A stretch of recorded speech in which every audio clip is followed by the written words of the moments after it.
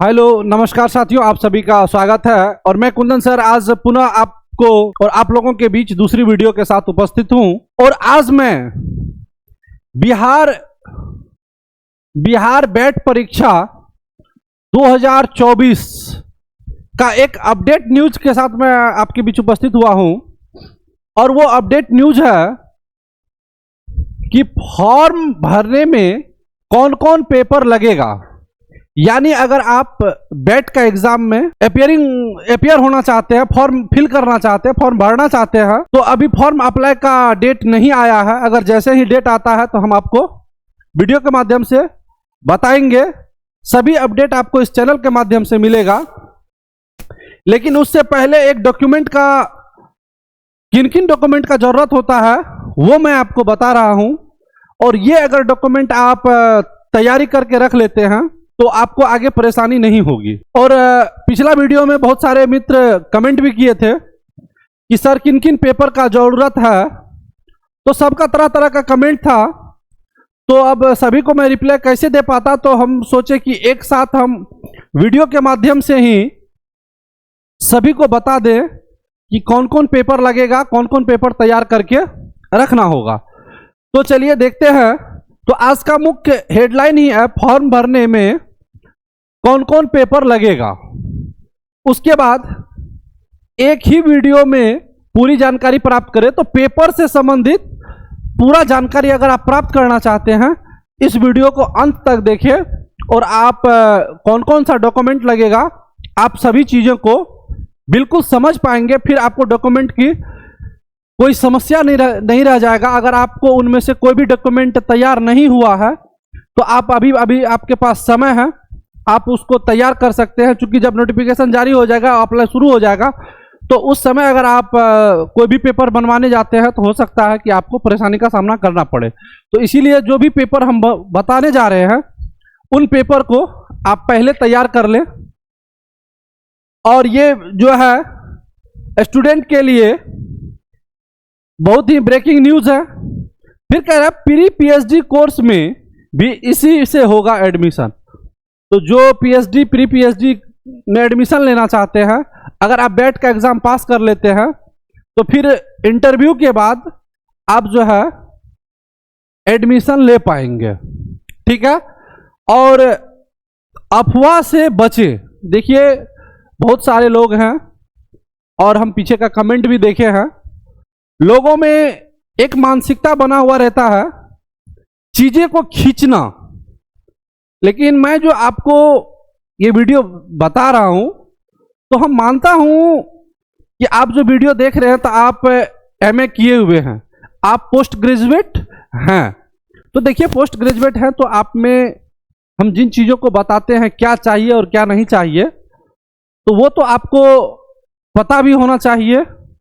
बताने के बाद कि किन के लिए जरूरत है, किन के लिए नहीं है। आगे हम चलिए बात करते। अब देखिए पहला पॉइंट ही था फॉर्म भरने में कौन कौन डॉक्यूमेंट लगेगा। तो पहला हम एजुकेशनल डॉक्यूमेंट का ही चर्चा करते हैं कि आपको एजुकेशनल कौन कौन सा डॉक्यूमेंट लगेगा। मेन है एजुकेशनल डॉक्यूमेंट।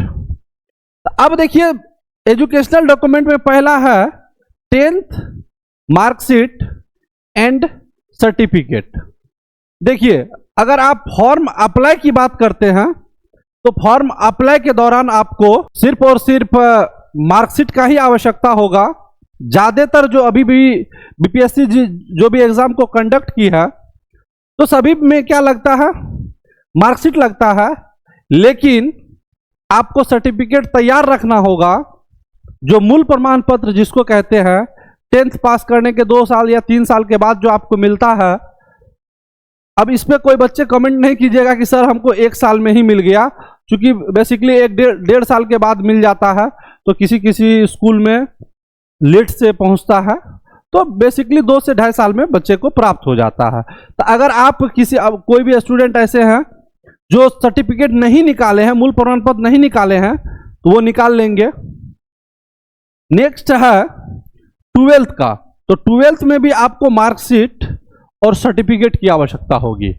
फॉर्म भरने में मार्कशीट और सर्टिफिकेट अगर आप क्वालिफाई हो जाते हैं तो काउंसलिंग टाइम में आपको सर्टिफिकेट दिखाना होगा। तो जो भी हम बोल रहे हैं तो सीधा मान के आप चलिए कि फॉर्म भरने में इतना डॉक्यूमेंट लगेगा और आप पहले से उसको तैयार कीजिए।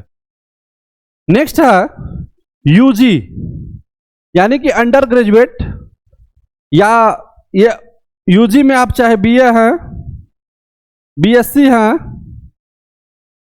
बीए हैं या बीएससी हैं या बीकॉम हैं, आप किसी भी फैकल्टी से पास किए हैं तो उसका मार्कशीट और सर्टिफिकेट। लेकिन ग्रेजुएशन वाले स्टूडेंट के लिए एक बात भी बता देना चाहूंगा कि मार्कशीट तो आपको पार्ट 3 का लगेगा फॉर्म भरने के टाइम में, सर्टिफिकेट लगेगा, लेकिन साथ ही साथ आप पार्ट 2 और पार्ट 3 का मार्कशीट को भी, अगर कहीं फंसा हुआ है, कॉलेज में है या कहीं भी है, उनको भी आप इकट्ठा कर लेंगे। क्योंकि अगर आप क्वालिफाई होते हैं तो काउंसलिंग के टाइम में कभी कभी आपको दिखाना पड़ जाता है, और नहीं तो बेसिकली नहीं दिखाना पड़ता है, लेकिन हो सकता है आपसे मांग दे तो आप उनको तैयार रखेंगे। अब उसके बाद देखिए पीजी, तो पीजी का मार्कशीट और सर्टिफिकेट ये भी आपके पास होना चाहिए। अब यहां पे देखिए, अगर आप हाल ही में पीजी पास किए हैं, पिछला सेशन में पास किए हैं, और आपका सर्टिफिकेट नहीं आया है, मूल प्रमाण पत्र बन के नहीं आया है, तो आप किसी भी यूनिवर्सिटी से किए हैं तो अगर 6 महीना आपका हो गया है, रिजल्ट आया हुआ, तो आप उस यूनिवर्सिटी के वेबसाइट पे जाकर के ऑनलाइन अप्लाई कर सकते हैं, वो आपको मिल जाएगा। या अगर बीच में डेट जैसे ही आ जाता है तो आप यहां पे प्रोविजनल सर्टिफिकेट दे करके फॉर्म अप्लाई कर सकते हैं। जी, आप प्रोविजनल सर्टिफिकेट जो आपको मार्कशीट के साथ में मिला हुआ है उसके साथ फॉर्म फिल कर सकते हैं। काउंसलिंग में भी आप वहां पर दे सकते हैं प्रोविजनल सर्टिफिकेट, यहां कोई इशू की बात नहीं है, लेकिन इधर का सर्टिफिकेट आपको कंप्लीट रखना होगा। ठीक है, अगर पॉसिबल है तो आप अप्लाई कर लीजिए, या जो पहले पीजी पास है, 2 साल हो गया है, 1 साल हो गया है, तो कॉलेज से लेके आ जाइए।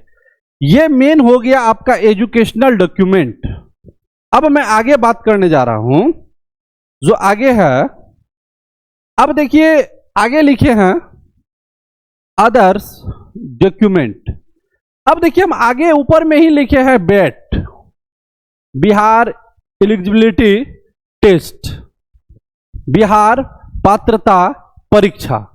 तो अब स्वतः सी बात है कि अगर आप कैटेगरी का लाभ लेना चाहते हैं, आप अगर बीसी से हैं, बीसी 1 से या बीसी 2 से, एससी से, एसटी से, या ईडब्ल्यूएस का आप लाभ लेना चाहते हैं, तो उनके लिए आपको पेपर जो है देना होगा। साथ साथ बिहार से अगर आप फॉर्म अप्लाई कर रहे हैं तो आपको जो बिहार का बेनिफिट लेना होगा कि मैं बिहारी हूं, क्योंकि जब भी फॉर्म आप भरते हैं तो वहां पे एक ऑप्शन आएगा, क्या आप बिहार से हैं, और नीचे आएगा हाँ या नहीं। तो जैसे ही आप हाँ पे क्लिक करते हैं तो आपको वहां पर अपना जो है रेसिडेंस सर्टिफिकेट जो है आपको लगाना होगा, और रेसिडेंस सर्टिफिकेट का आपको जो है वहां पे नंबर देना होगा।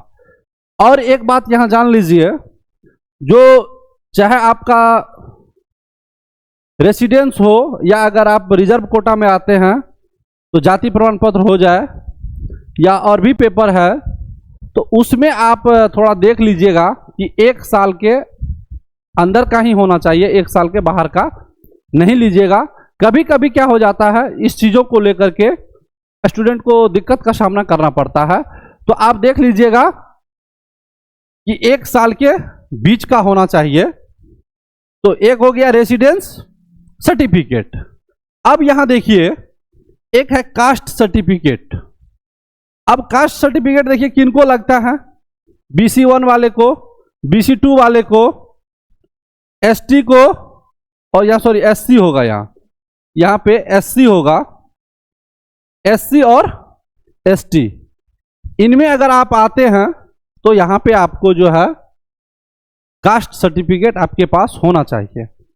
अब उसके बाद देखिए ईडब्ल्यूएस है।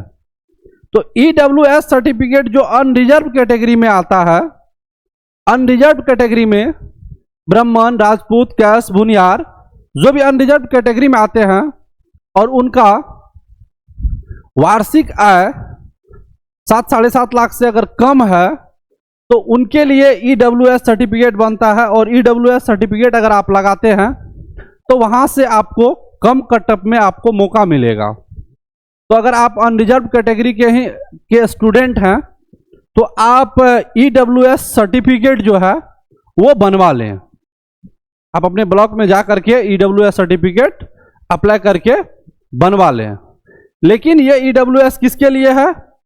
सिर्फ अनरिजर्व कैटेगरी के लिए। क्योंकि कल हम इससे पिछला वीडियो में हम चर्चा किए थे एनसीएल सर्टिफिकेट का, नॉन क्रीमिलियर सर्टिफिकेट का, कि ये भी लगेगा। तो कुछ भाई साहब हमको कमेंट किए थे, सर ये एससी एसटी का तो एनसीएल नहीं बनता है। तो देखिए, आप समझदार हैं, आप जानते हैं, समझते हैं कि एससी एसटी का एनसीएल नहीं बनता है। तो एनसीएल बनता आखिर किसका है?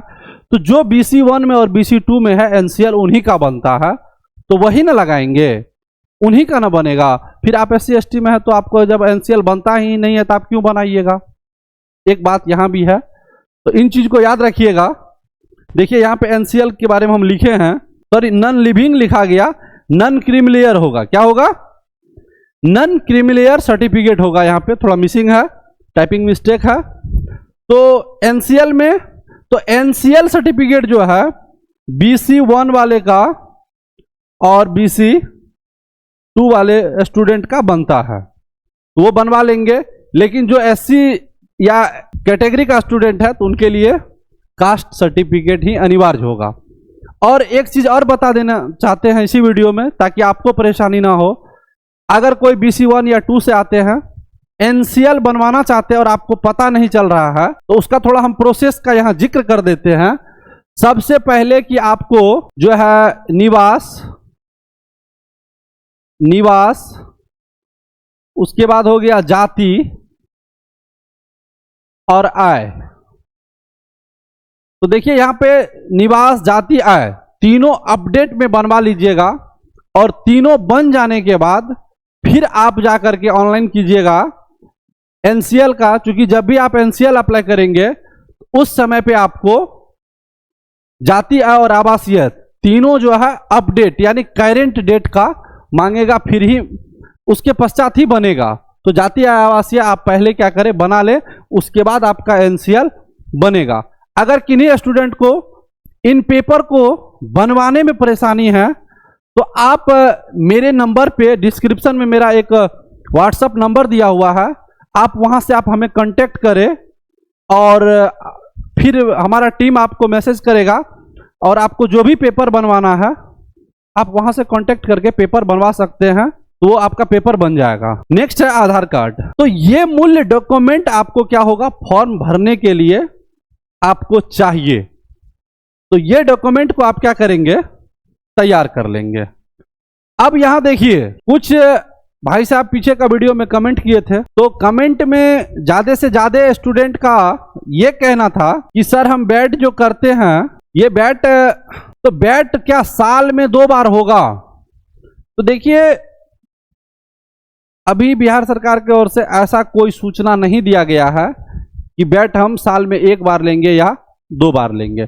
फिलहाल अभी जो वैकेंसी दिया है 4281 पद का वैकेंसी दिया है।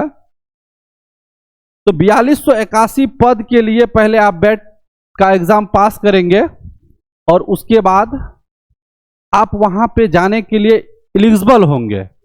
अब मैं ये भी नहीं कह रहा हूं, और अगर कि आप बैट कर लेते हैं तो आप 100% यहां से आप जॉब अचीव करेंगे, नहीं। ये एक पात्रता परीक्षा है। पात्रता परीक्षा पास होने के बाद जिस भी यूनिवर्सिटी का वैकेंसी होगा वहां पर आपको फॉर्म अप्लाई करना होगा। वहां का जो आपको टाइम शेड्यूल मिलेगा, वहां जाना होगा, वहां पे इंटरव्यू देना होगा। वहां का जो प्रक्रिया है, भर्ती का जो प्रक्रिया है, रिक्वायरमेंट का जो प्रोसेस है, उसके अंडर में आने के बाद आपको जो है सारा कुछ कंप्लीट होगा। कुछ मित्र कमेंट किए थे, क्या सर हम अगर बैट पास कर लेते क्या 100% जॉब लग जाएगा? नहीं, ऐसा नहीं है। कि आप बैट पास कर लेते हैं तो 100% आपको जॉब लग जाएगा, ऐसा कहीं भी नहीं है। जैसे कि बिहार में जो बीएड किए हुए हैं तो वो एस्टेट देते हैं, STET। तो ये भी एक पात्रता परीक्षा ही है, ये भी एक पात्रता परीक्षा है। एस्टेट पास कर लेने से इन्हीं को टीचर नहीं बना दिया जाता है।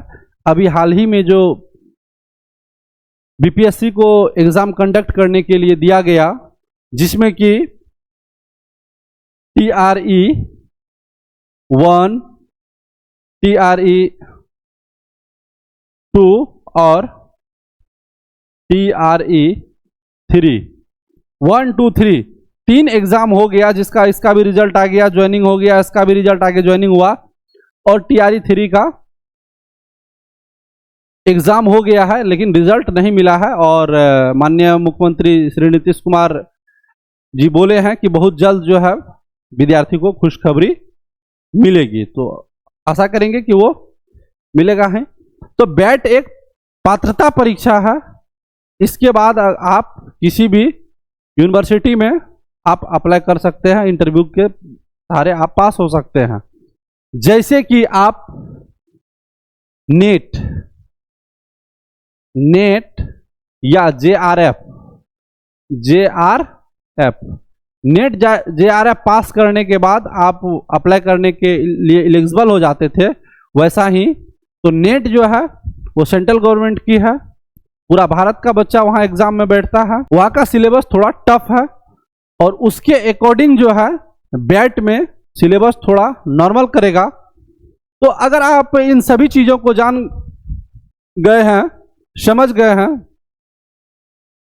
तो एक बार आप कमेंट के माध्यम से हमें बताइएगा कि आपको अगर इन चीज़ों से रिलेटेड अगर कोई भी चीज़, कुछ भी क्वेश्चन होगा, प्रश्न होगा, आप हमें कमेंट के माध्यम से पूछ सकते हैं, या नीचे डिस्क्रिप्शन में एक व्हाट्सएप नंबर दिया हुआ है, वहां से भी आप हमसे प्रश्न कर सकते हैं। फिर आपको हमारे तरफ से जवाब दिया जाएगा, जो भी प्रश्न होगा उसका जवाब दिया जाएगा। और इनका सिलेबस का बात किया जाए तो इसके नेक्स्ट सीरीज में, नेक्स्ट वीडियो में हम आपको सिलेबस का A to Z चीजें को हम आपको बताएंगे। तो तब तक के लिए विदा लेते हैं। हंसते रहिए, मुस्कुराते रहिए। और आगामी आने वाला छठ पर्व है, तो आप सभी को छठ पर्व की अग्रिम बधाई व शुभकामनाएं कुंदन सर की ओर से। धन्यवाद, नमस्कार, प्रणाम।